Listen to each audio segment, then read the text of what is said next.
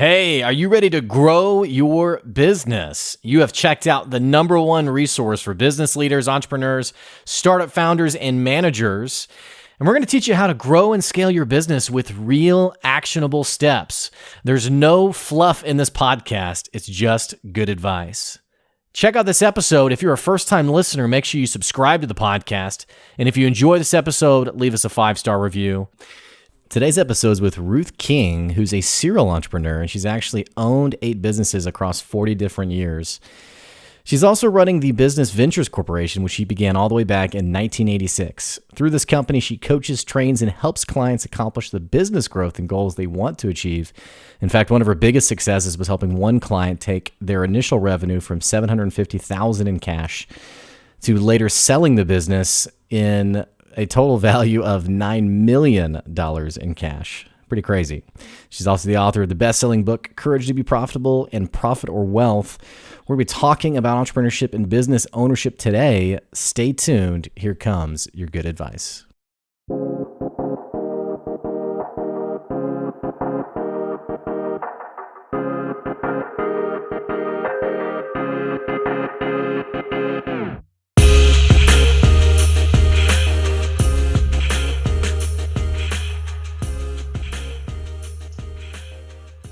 Hey, welcome back to another episode of the Good Advice Podcast. You know, one of my favorite things about this show is we talk a lot about business, but there's something special about having someone on the podcast who doesn't just understand business, but has done business. In fact, the person who's joining me on the show today is Ruth King.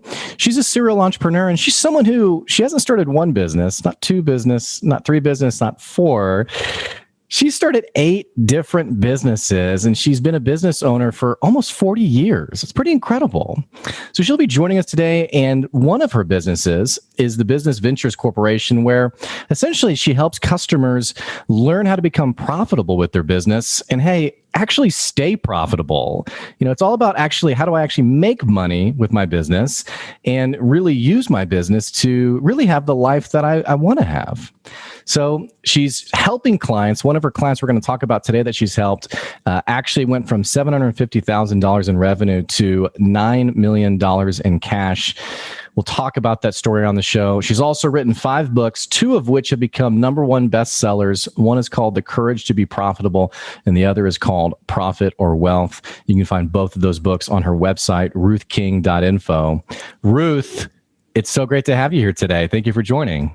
Thank you for having me, Blake. I appreciate it. Well, I meant what I said in the bio. It's special when we have people on the podcast who they get business. They've been in business. And I was joking with you before I hit record. I was on your website. I was watching the Fox News interview, and I just thought, man, it's great when someone has made a habit of really learning a lot about business and being experienced in business. So we're just ready to learn what we can from you today.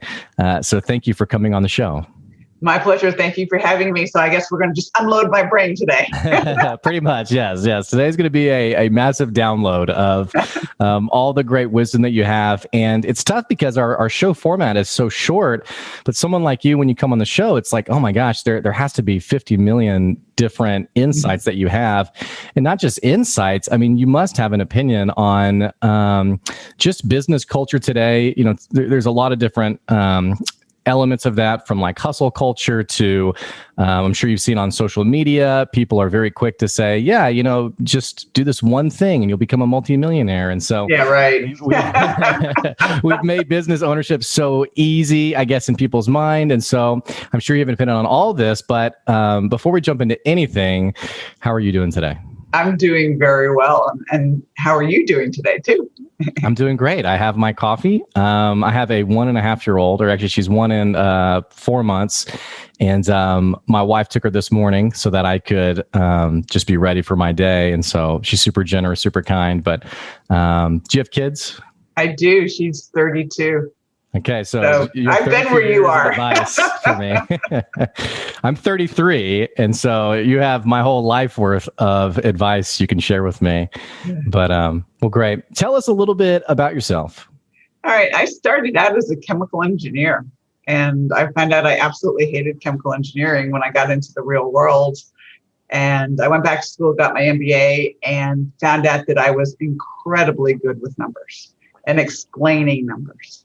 And I had always, I've been an entrepreneur. Even when I was a kid, I knew I was going to always have my own business because I sold flowers when I was a kid. We did all sorts of things to make money, not only babysitting and stuff like that, but I did a whole lot of things and had a whole lot of businesses when I was young. So it was not a great transition into business ventures, which was my first business and still is my first business. So over the years, I started the Women's Entrepreneurial Center in Decatur, Georgia, which was the first way before sunset legislation. We didn't know whether it was going to end. And so did a lot of work helping small business owners and women especially. No offense to the guys, and I'm sorry.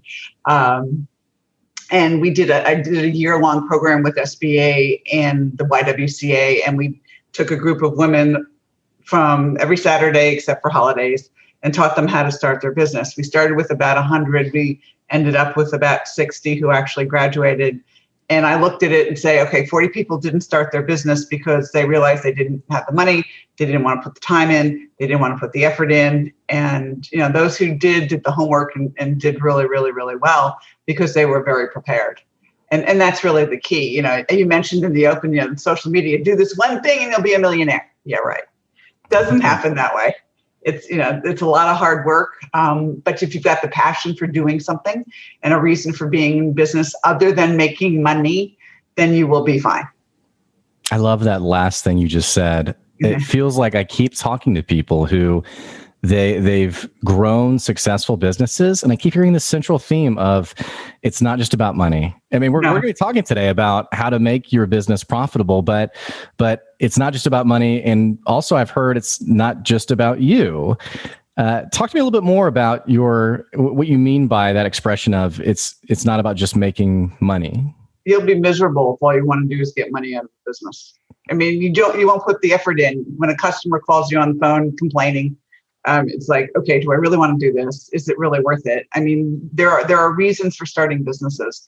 And, when we look at it, I actually think that there are three types of businesses.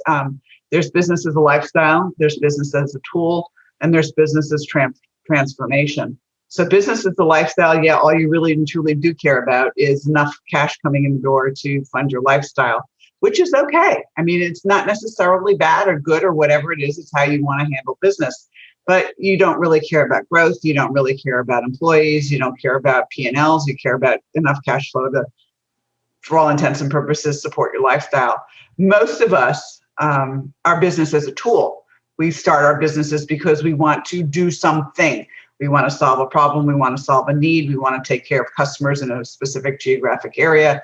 We're generally growing somewhere between 5 and probably at most 20, but most company owners grow somewhere between 5 and 10. We care about our employees. We care about making sure there's a roof over their heads. We care about our customers. Not that the lifestyle business doesn't, but the lifestyle business doesn't want employees, doesn't want to grow. So they're just supporting. Here we want to grow a business to serve a purpose. It's a tool to be able to do something. And then we have what I call the transformation business. And those are the businesses that are exponential growth.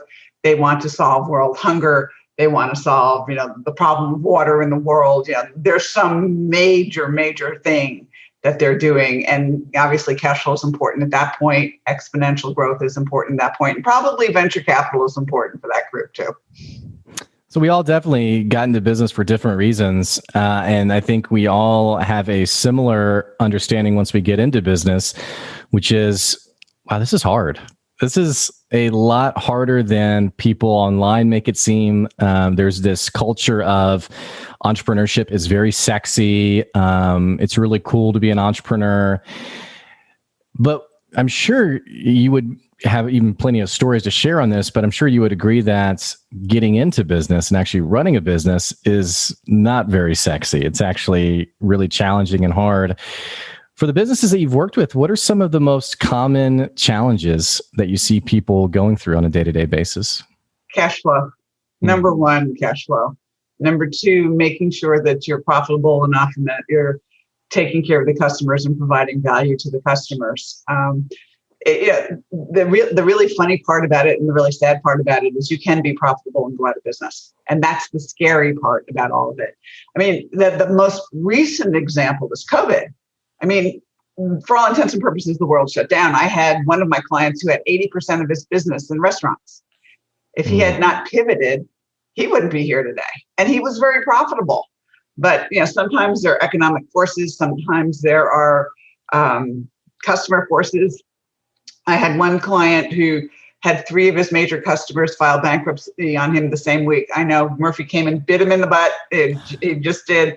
And leaving him holding the bag for more than $1 million in receivables, and it took him out too, because he couldn't fund the business because he didn't have the cash coming in. So when I really quickly said cash flow, cash is really important because it's the thing that you do to, number one, build wealth.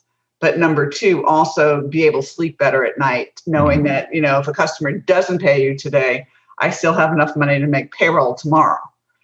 Those are the types of things that you can deal with, and you can sleep better knowing that you have enough cash in the bank.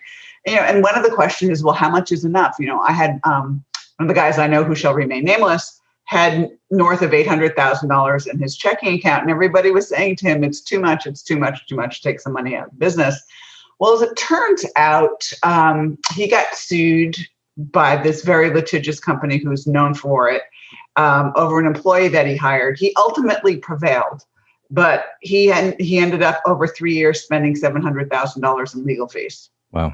So was $800,000 in the bank too much? No, it really and truly wasn't.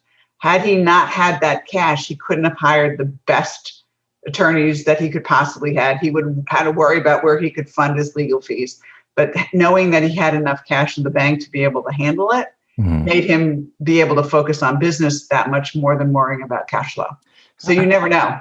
How much of this conversation is like mitigating risk, where it's like, okay, I think I'm going to be okay? Because like COVID, for example, is the perfect example of something that no one could have really seen coming. On the same token, there will always be some kind of disruptor to our business.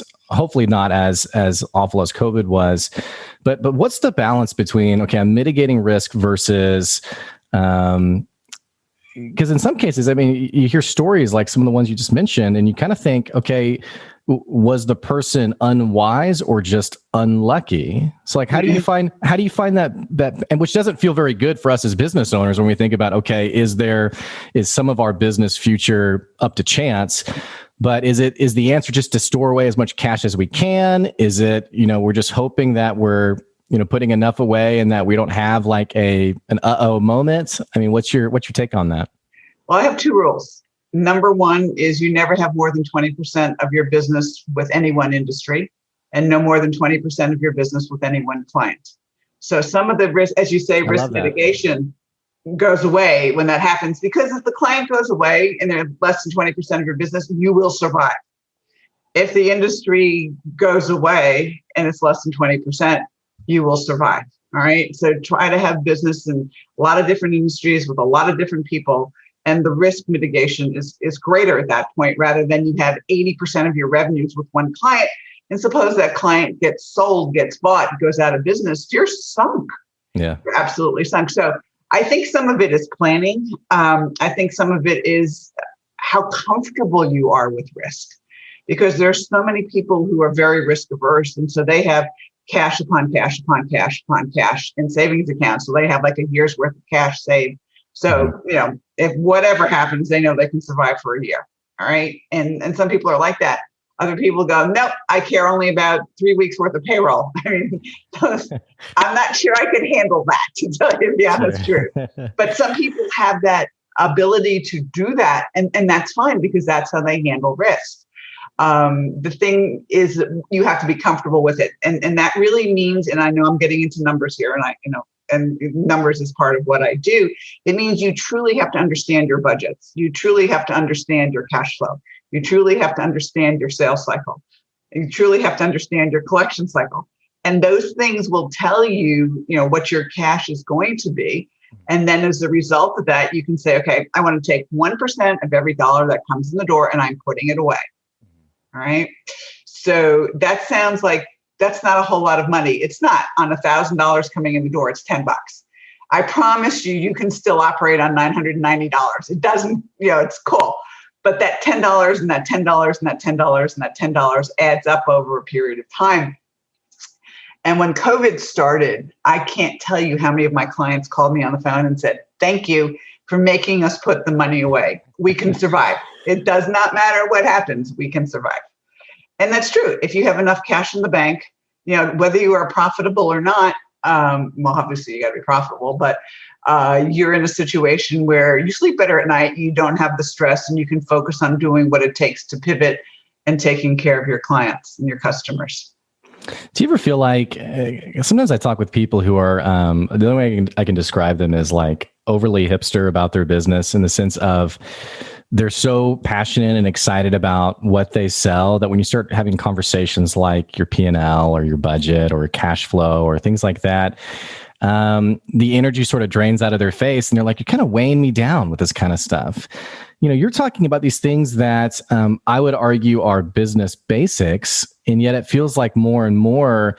I actually just saw an ad as I was scrolling through Facebook that said basically, hey, you don't need a P&L, just do this. But I'm seeing this more and more from, frankly, I think some are doing it maliciously, but these digital marketing gurus who are, they know what buttons to press to get people to buy from them.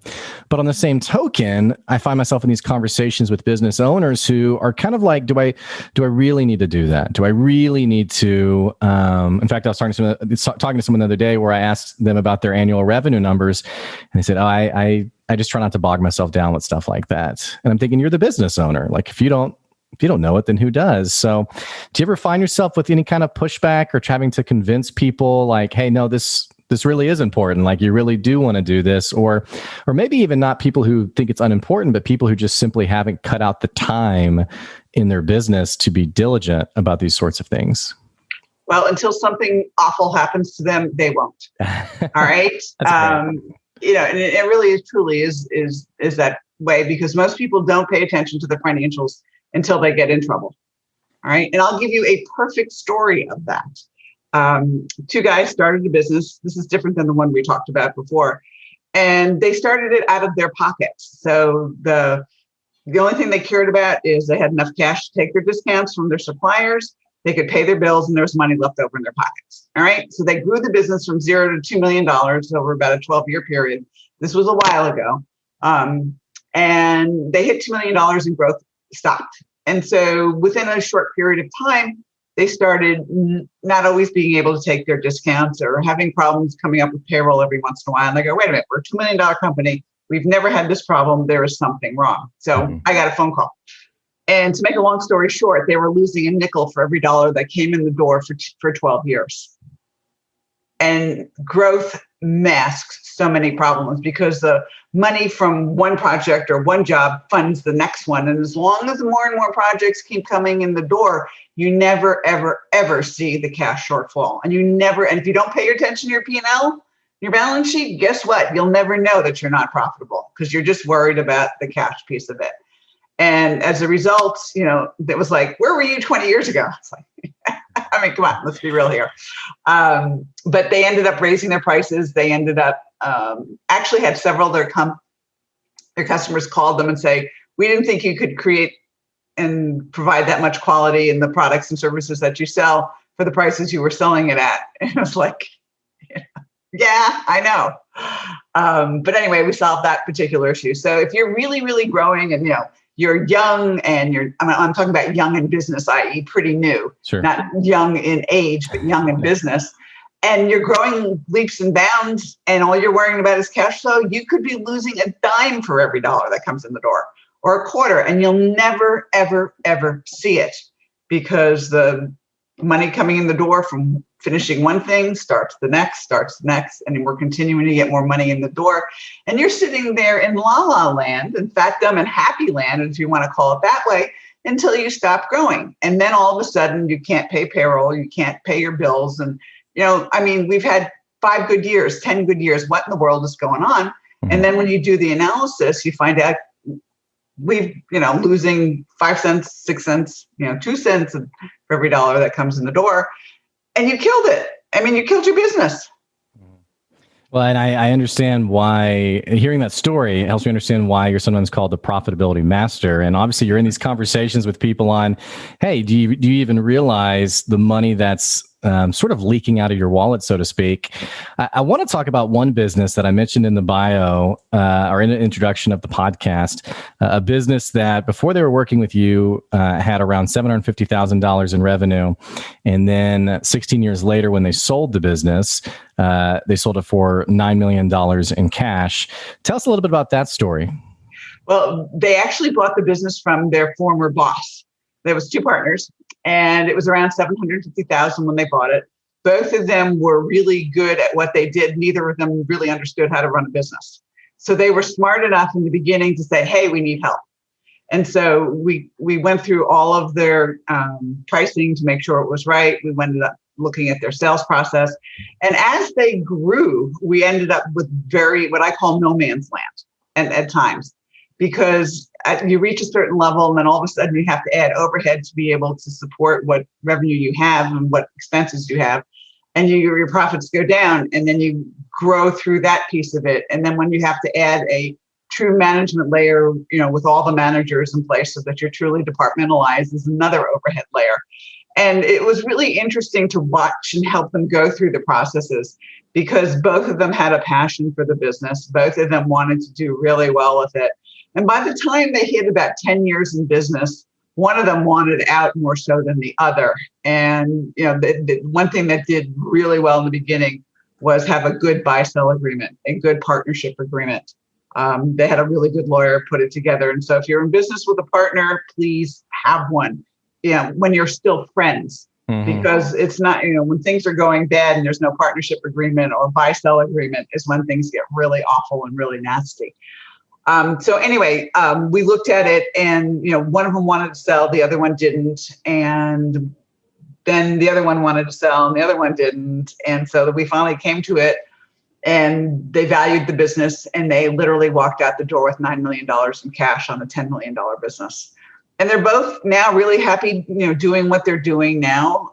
One of them is actually doing a lot of real estate deals and things along those lines, buying houses, fixing them up, renting them out and things like that. And the other is happily retired. He still bikes all over the place. He does the Century bikes. He started his old band back up, rides his motorcycles, and is having a good old time. So, you get out of it what you want. Yeah. Well, so I know this is one of your biggest success stories. Talk to me a little bit about some of the influence you had on their business and some of the work you did with them. Well, number one, we did a budget. And I know some of them in here is like, it's not a budget, I don't want to do it. But we literally every single year we had a budget, and we tied month to budget. We tied weeks to budget. So I knew every week that we were on budget or we weren't on budget. And from that perspective, most people will say, okay, for 16 years we had a budget, but they knew exactly what they had to bring in the door. They knew exactly what their sales cycle was. They knew exactly what their costs were and whether it was hitting budget or not. And it was very simple, now that we look back on it 16 years later.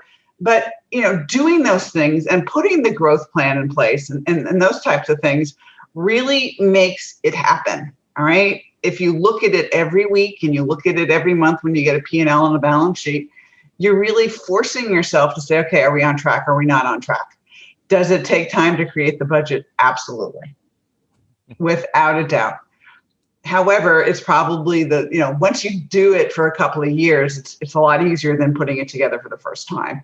Because then we can say, okay, what do we want to do this year? Where's the market at? What's going on here? And we could do it pretty easily because we had history and we had background. But if you're just starting out, your budget's going to be a dartboard in the beginning. I love that. Yeah, it's so true. And, thinking about just starting out, I want to go back to something you mentioned at the start of this episode, and it's your backstory of essentially you had this entrepreneurial nature, and you eventually started your business ventures. You started some other businesses too. But this little detail about having been a chemical engineer is so funny to me. Because it feels like more and more I talk to people who are like, oh yeah, I went to school for this, but that's not what I do. I'd love to hear, because I think a lot of people who listen to the podcast are can sympathize with that. They can empathize with that because they started a business that really maybe wasn't what they went to school for, so to speak, or envisioned doing as they got older. And some of which are maybe even in a 9-to-5 job right now. And they're thinking, you know what, this really doesn't scratch the itch for me. It's really not what I thought it would be. And they're kind of dreaming about that side hustle they have becoming their full-time gig. I'd love to hear more about when you got into doing what you were doing. Was there any kind of fear or shock into, okay, wow, I went to school for this. It's not, you don't become an engineer overnight. I'm in this career, this field that doesn't necessarily drive me. Can you share more about that? Well, I think it was more upsetting to my dad, who paid for my college education, than it was to me. Yeah, I had always known that I was going to have a business, whatever it was. I had 2 summer jobs in chemical engineering and loved both of them. Got in the real world and absolutely hated it. So went back to school, got my MBA, and started working for the Small Business Development Center. And I set up the first ones in Decatur, Georgia. And, the MBA taught me a whole lot in terms of the financial side and the accounting side and those types of things. But my first book, The Ugly Truth About Small Business, was originally called Entrepreneurial Terror. And I had been reading Wilson Harrell, who in Entrepreneur magazine, who used to talk about entrepreneurial terror. And I said, yeah, it can't be that bad. Yeah, right. Get in the real world. And so originally, The Ugly Truth About Small Business, I had named it that, and then 9/11 hit. And so the publisher started pre-selling the book, and to a person, they said, if you put the title Entrepreneurial Terror on here, we're not going to buy this book. And so I had, it was all done. It was all finished. So we had to change the name of the book. And it really did become The Ugly Truth About Small Business. It's 50 stories of horrendous things that happened to you and how we all survived it, including mine, which was we had a project and about $1.8 million in venture capital. I put $500,000 into it, and they called us one day and said, we're not doing the project anymore. It was not a good day. Wow. So I ended up going outside, crying on the curb outside my office. And my dad's little voice said to me, pick yourself up, dust yourself off, and keep going. Hmm. And so you pick yourself up, you dust yourself off, and you keep going. And then, we ended up starting it. It was one of my businesses. And it's still going today, actually. And, stuff happens. You just have to have the mindset and the ability to pivot and the ability to say, yeah, this really stunk, or this was really awful. What am I going to do about it? Where am I going to go? How am I going to get there? Sometimes it's just talking to people about it. Sometimes it's reading the stories of others and getting ideas, which is what that book was all about. And it's really just doing it if you've got a passion for what you do. I mean, I am totally passionate about numbers. You can't tell, right? And I try to make it really, really easy and really, really simple so that business owners aren't afraid of it. I think CPAs have made it into this big thing that is, you can't understand the stuff. Garbage. Accounting was invented in the 1300s by the Venetian monks who didn't have a calculator, didn't have QuickBooks, didn't have anything that we've got today. Yeah, the Chinese had abacuses, but they weren't talking to the Italians. So they had to make it really simple. The format for a P&L and a balance sheet and everything else like that has not changed in more than, 800 years? Yeah. Thereabouts. I mean, it's not hard. You have done something harder when you started your business. This is actually, if somebody explains it to you in English, the light bulb goes on and you go, got it. Why did I ever think this was so hard? I think there's something encouraging about, first of all, hearing your story, but also reminding ourselves that business can be really ugly, and we all have sort of those ugly days in our business. For me, I think it's really challenging to be a young business owner, in the sense of a newer business owner, only because social media has cultured content so well around the overnight success story, the person who loves to post. For example, I saw a guy who was posting about his in his words, his multi-million-dollar business and how he had quit his job just a few months ago and just couldn't believe, how amazing it was. And out of curiosity, I was scrolling through his profile only because I'm a bit narcissistic.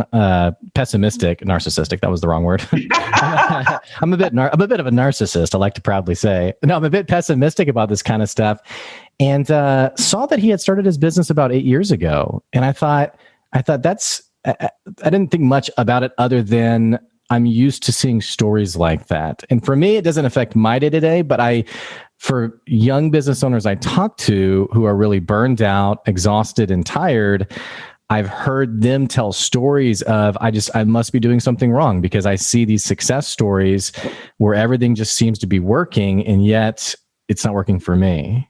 And not that we don't have these challenges, but go ahead. They did.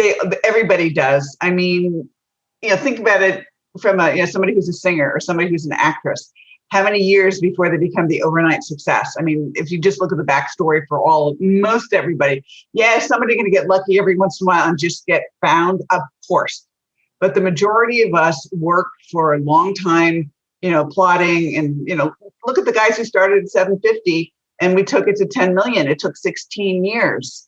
And they're also, and they're happy. They did really good things for their customers. They did really good things for their clients. They were happy most of the time as partners doing it. And we were making budget and we were meeting budget and we were doing, what was planned to be doing. And at some point they said enough, enough's enough. We want out.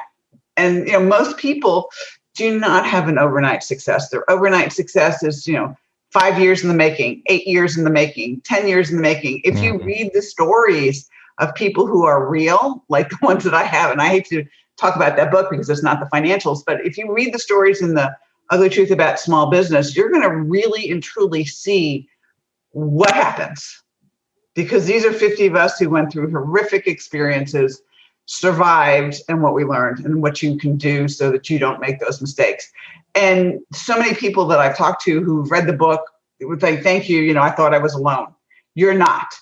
Social media may be whatever, and promoting specific things. But again, you don't know the story behind the story. Mm-hmm.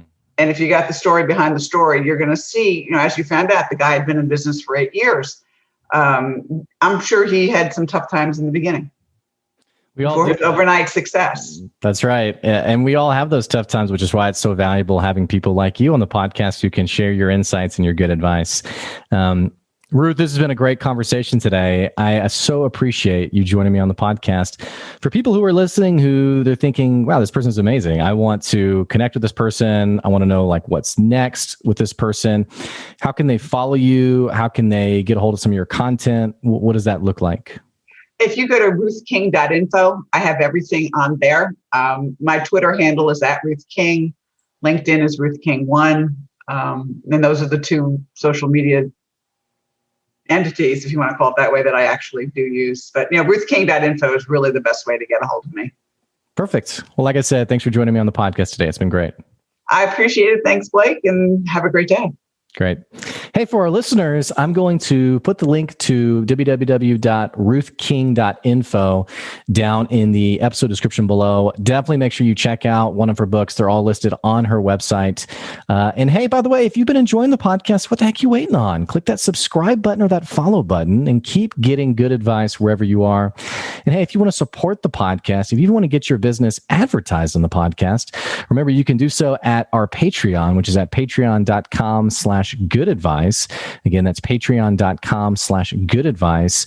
And hey, we so appreciate you. Thanks for listening. That is this episode's Good Advice. We'll catch you later.